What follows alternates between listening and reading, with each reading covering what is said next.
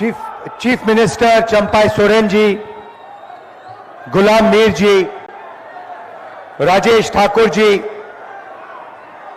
प्रदीप बालमुचु जी, सोनाराम सिंकू जी, बाना गुप्ता जी, भूकिया जी, सुखराम ओरांव जी, दीपक बिरुआ जी, यहां की कैंडिडेट श्रीमती जोबा मांझी जी,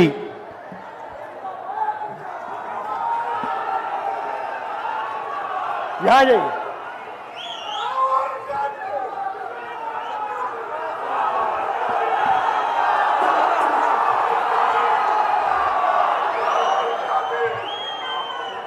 इंडिया गठबंधन के स्टेज पे वरिष्ठ नेता, हमारे भाइयों और बहनों, इंडिया गठबंधन के कांग्रेस पार्टी के हमारे प्यारे कार्यकर्ता, प्रेस के हमारे मित्रों, आप सबका यहां बहुत बहुत स्वागत। इतने दूर दूर से आप हमारी बात सुनने आए, इसके लिए आप सबको दिल से धन्यवाद और जोहार।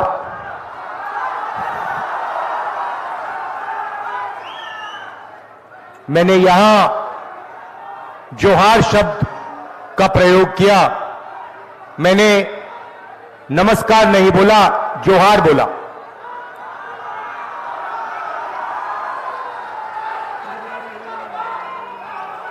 क्यों? क्योंकि ये आदिवासियों का शब्द है, इसमें आपकी आवाज अच्छी गूंजती है, आपकी आवाज अच्छी सुनाई देती है। भाइयों और बहनों, ये जो चुनाव है, ये आदिवासियों के भविष्य के लिए, दलितों के भविष्य के लिए, पिछड़ों के भविष्य के लिए एक बहुत जरूरी चुनाव है। इस चुनाव में कांग्रेस पार्टी, इंडिया गठबंधन, चंपाई सोरेन जी, हेमंत सोरेन जी और हम सब मिलकर संविधान की रक्षा कर रहे हैं। ये भाइयों और बहनों, ये कोई मामूली किताब नहीं है। ये जो किताब है, जिसको हम कॉन्स्टिट्यूशन कहते हैं, ये आपकी आवाज है, ये आदिवासियों की, दलितों की, पिछड़ों की, गरीबों की आवाज है। और बीजेपी इस आवाज को चुप करना चाहते हैं। इस कॉन्स्टिट्यूशन को, इस संविधान को फाड़ कर फेंकना चाहते हैं। जो भी आदिवासियों को मिला है, आज तक हिंदुस्तान में जो भी आपको मिला है, वो इस किताब ने आपको दिया है। आप एक साथ, हमारे साथ, कांग्रेस पार्टी के साथ, आपके बड़े बड़े नेताओं ने इस किताब के लिए कुर्बानी दी थी, अपनी जान दी थी, और आज इस किताब को, कॉन्स्टिट्यूशन को, संविधान को बीजेपी के लोग खत्म करने में लगे हुए हैं। भाइयों और बहनों, संविधान से आपको आरक्षण मिलता है, संविधान से आपको नौकरियां मिलती है, संविधान से आपके बच्चों की शिक्षा होती है, संविधान से आपका अस्पताल में इलाज किया जाता है। अगर ये मिट जाएगा तो आदिवासी कहीं के नहीं रहेंगे, दलित और पिछड़ा वर्ग कहीं का नहीं रहेगा। सारा का सारा 10-15 अरबपतियों के हाथ में चला जाएगा। अदानी नाम है, आप जानते हो, उसकी नजर आपकी जंगल, जमीन और जल पर है, और नरेंद्र मोदी उसके लिए काम करता है। और अदानी जी चाहते हैं, नरेंद्र मोदी जी चाहते हैं कि ये जो किताब है ये खत्म हो जाए और उनका बिना इस किताब के राज चले। हम ये कभी नहीं होने देंगे। इस किताब को हम कभी नहीं खत्म होने देंगे। इस किताब के लिए हम जान देने को तैयार हैं। सारे के सारे आदिवासी में चंपा सोरेन जी, हेमंत सोरेन जी, कल्पना सोरेन जी, सारे के सारे इस किताब की रक्षा के लिए जान देने को तैयार है। भाइयों और बहनों, मैं आपको एक जरूरी बात कहने आया हूं। आपको हम आदिवासी कहते हैं। आदिवासी शब्द का मतलब वो लोग जो इस जमीन के पहले मालिक हैं।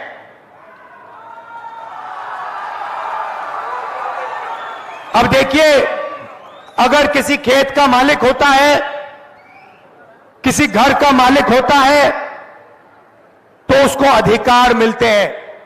तो जब हम आपको आदिवासी कहते हैं, हम ये भी कह रहे हैं कि जल, जमीन और जंगल ये सबसे पहले आपका था, और क्योंकि ये सबसे पहले आपका था, इसीलिए आपको इस जल पर, जंगल पर, जमीन पर अधिकार मिलने चाहिए। और जो हिंदुस्तान में धन है, जो हिंदुस्तान की अलग अलग संस्थाएं हैं, उसमें आपको भागीदारी मिलनी चाहिए। ये हमारे प्रेस के मित्र खड़े हैं, ये पूरे हिंदुस्तान का माहौल बनाते हैं, मगर आपको मालूम है कि ये लोग आदिवासियों की बात कभी नहीं करते। आदिवासी को बीजेपी के कार्यकर्ता ने आदिवासी युवा के मुंह पे पेशाब किया। आदिवासियों पर बलात्कार होता है, मगर मीडिया वाले कभी नहीं दिखाते हैं। ये आपको अंबानी जी की शादी दिखा देंगे, उनके बेटे को 8-10 करोड़ रुपए की घड़ी पहनते हुए दिखा देंगे, पूरी दुनिया के एक्टर दिखा देंगे, एक्ट्रेसेस दिखा देंगे, मगर आदिवासियों के दिल में जो दर्द है, जो उनके साथ अन्याय होता है, वो आपको मीडिया में कभी नहीं दिखेगा।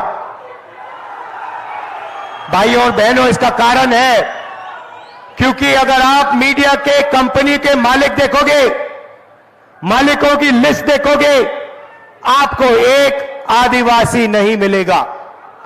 अगर आप इनके एंकर्स के नाम देखो, इनके बड़े बड़े पत्रकारों के नाम देखो, आपको एक आदिवासी, एक पिछड़ा, एक दलित नहीं मिलेगा। यह सच्चाई है। कल्पना सोरेन जी, आपका स्वागत, नमस्कार।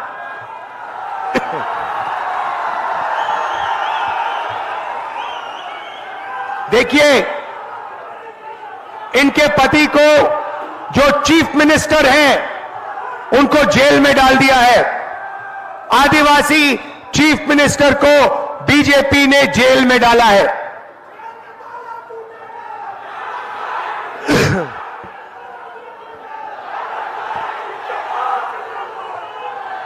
हेमंत सोरेन छूटेगा तो आप मीडिया देखो, हिंदुस्तान की बड़ी कंपनियां देखो, बड़े बड़े संस्थाएं देखो, आपको आदिवासी नहीं मिलेगा, दलित नहीं मिलेगा, पिछड़ा नहीं मिलेगा। हिंदुस्तान की सरकार को 90 लोग चलाते हैं, आईएएस अफसर है, पूरा का पूरा बजट वही बांटते हैं। झारखंड में कितना पैसा आएगा, रेलवेज में कितना जाएगा, शिक्षा में कितना जाएगा, सारा का सारा 90 लोग डिसाइड करते हैं। भाइयों और बहनों, आप हैरान हो जाओगे, चौंक जाओगे।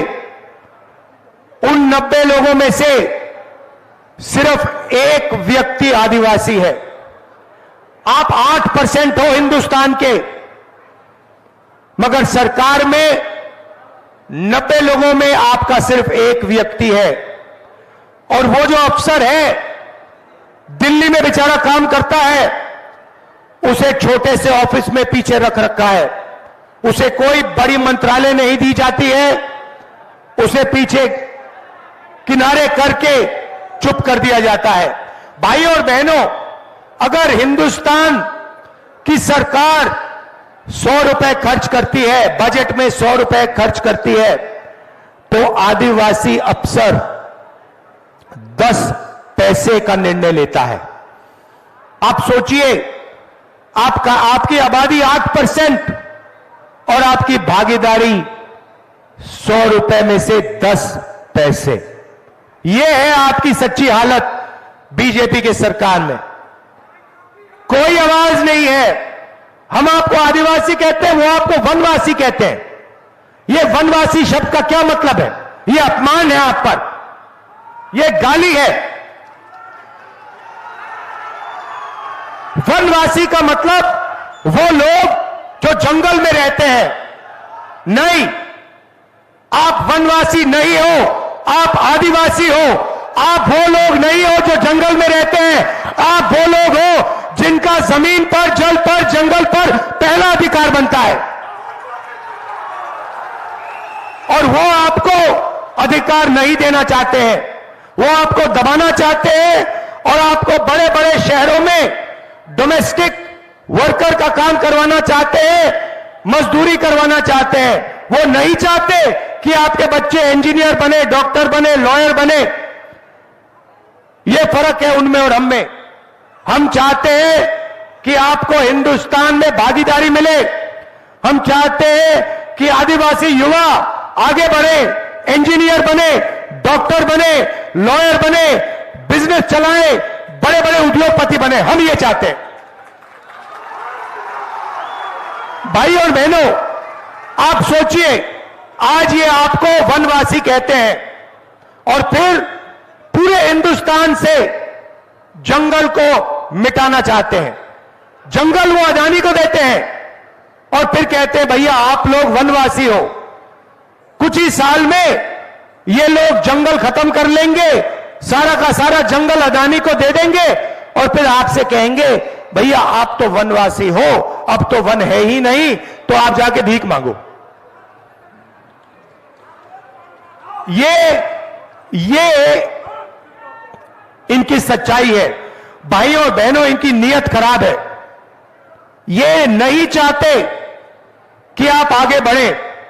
आप किसी भी बीजेपी नेता से पूछो, मैं चैलेंज करता हूं, आप किसी भी बीजेपी नेता से पूछो और उससे कहो कि आप हमें बताओ कि हम आदिवासी हैं।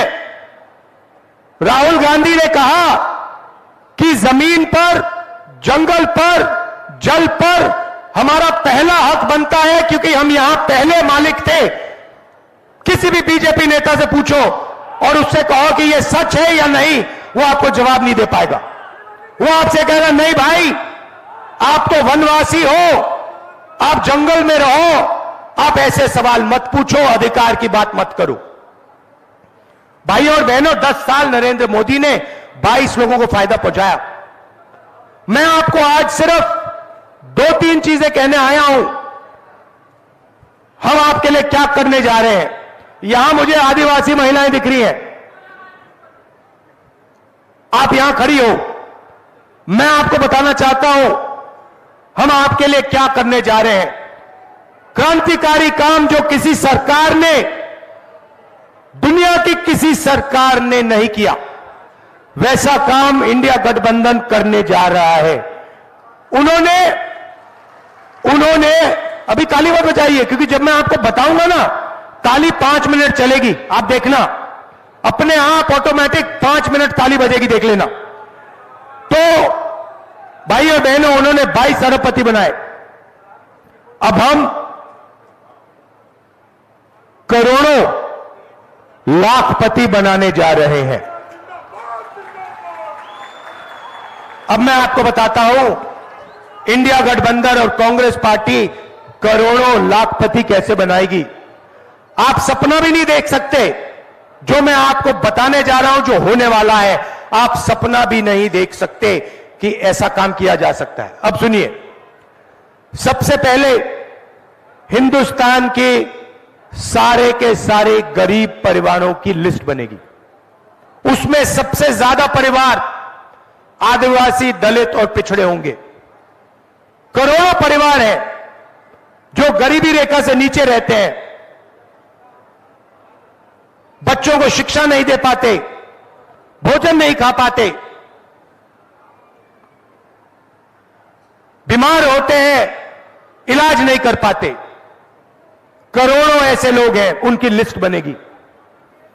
उनमें सारे के सारे परिवारों की लिस्ट बनेगी और फिर हर गरीब परिवार में से हम एक महिला का नाम चुनेंगे। उस महिला के बैंक अकाउंट में 10-20 हजार रुपए नहीं, 50,000 रुपए नहीं, 90,000 रुपए भी नहीं, हम 1 लाख रुपए साल के डाल देंगे।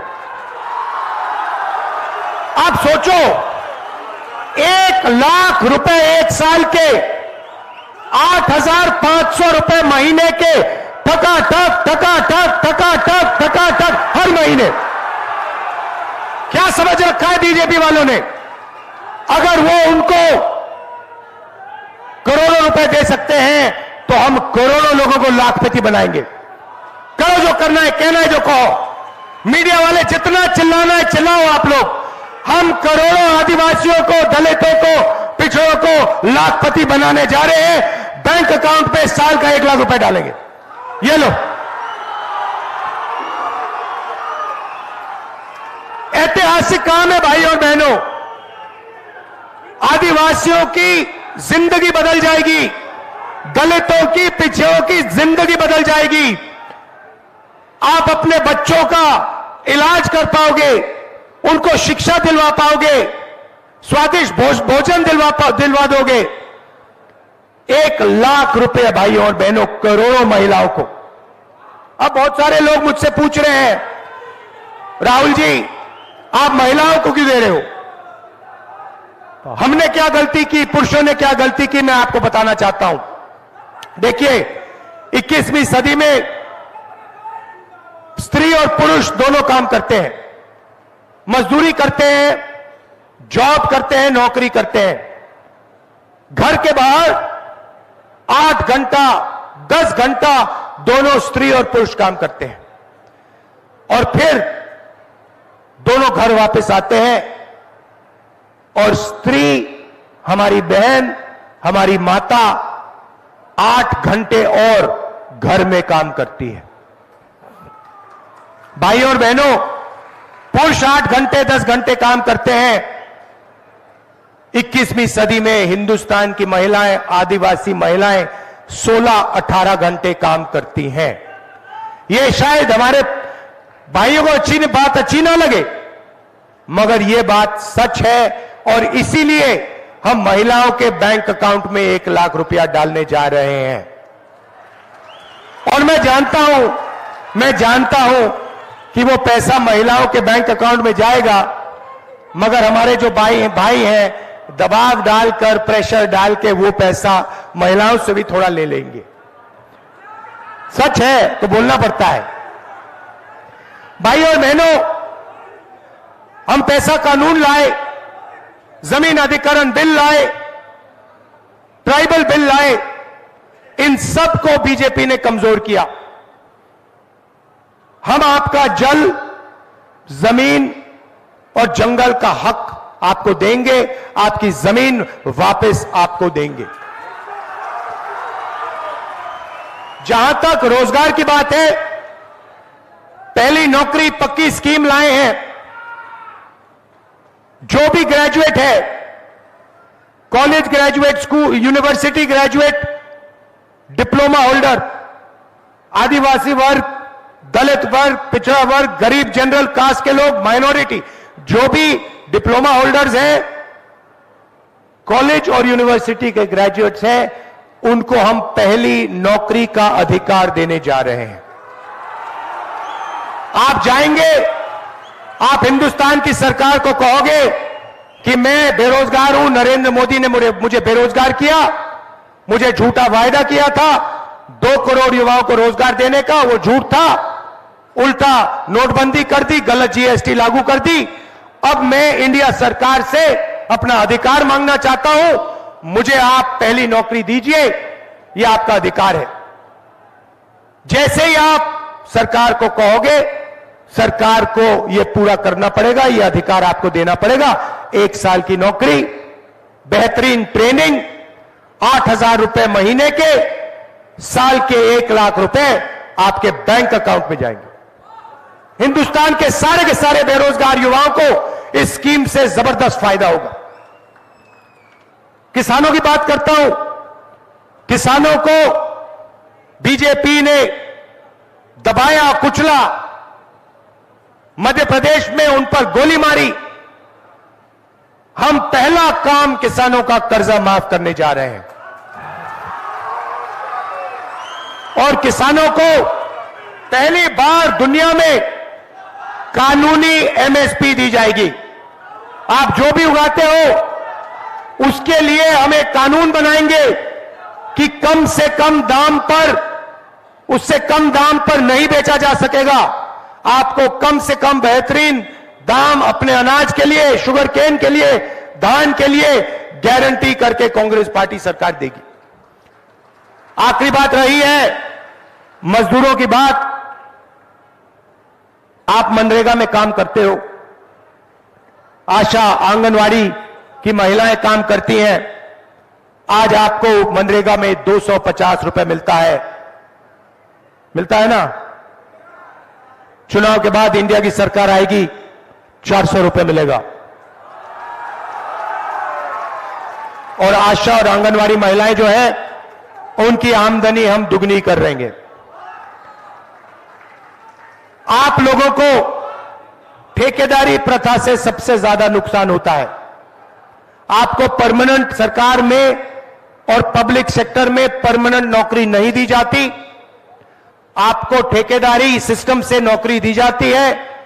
जब भी ये आपको निकालना चाहते हैं आपको निकाल देते हैं, कम पैसा देते हैं, ठेकेदार फायदा उठा ले जाता है, आपके जेब में कुछ आता नहीं। सही बात है ना? सरकार में, अब सुनो, इलाज सुनो, सरकार में पब्लिक सेक्टर यूनिट में ठेकेदारी प्रथा को हम खत्म करने जा रहे हैं।